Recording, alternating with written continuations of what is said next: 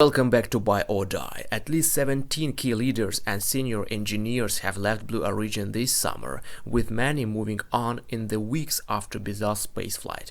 Those who announced they were leaving Blue Origin didn't specify why, but frustration with executive management and a slow bureaucratic structure is often cited in employee reviews on job site Glassdoor. Some of the engineers who left were part of Blue Origin's astronaut lunar lander program.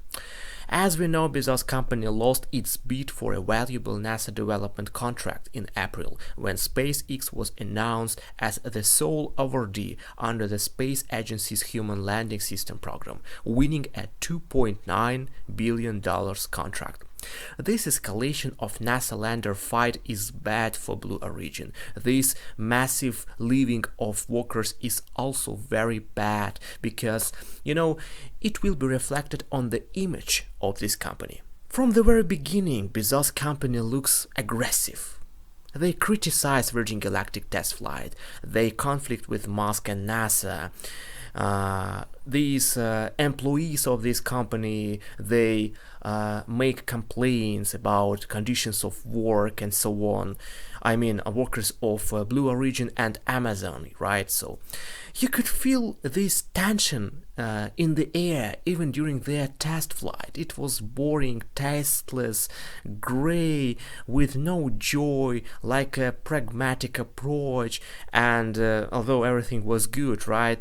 While Virgin Galactic's test flight was like a celebration, surrounded by hype, and you can tell me that, oh, this is not so important, and I'll tell you that from these details, the company reputation is built from the very beginning, and for space companies which are still on the way to deliver their revenues and results, reputation is everything, step by step, right? I bet that most people right now in current circumstances would choose Branson's company for space tourism because, it's filled with enthusiasm and joy, If money is not a problem and you're ready to overpay for Virgin Galactic ticket, you will definitely choose this way of space travel. Just because of reputation, just because of hype in mass media and positive emotions during test flights. This is much more important than you can imagine. All I want to say is that this negative news is good for Virgin Galactic.